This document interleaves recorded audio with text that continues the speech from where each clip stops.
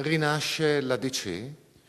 Rinasce un movimento che tenderà di ricostruire la presenza dei democratici cristiani nel Veneto e in Italia. In che termini? Noi abbiamo costituito l'associazione politico-culturale denominata Democrazia Cristiana, facendo seguito alla sentenza della Cassazione che ha dichiarato non essere mai stata sciolta giuridicamente il partito.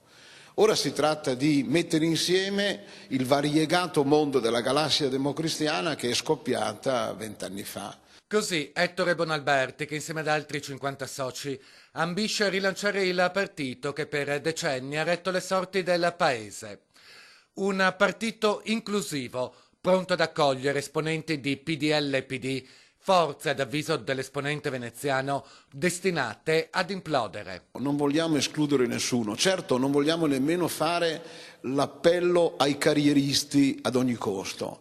Non vogliamo fare certamente la fine delle sorelle bandiere, noi non siamo più ballerine di prima fila, noi siamo degli anziani democratici cristiani non pentiti che abbiamo un unico obiettivo, quello di consegnare il testimone della democrazia cristiana alle nuove generazioni.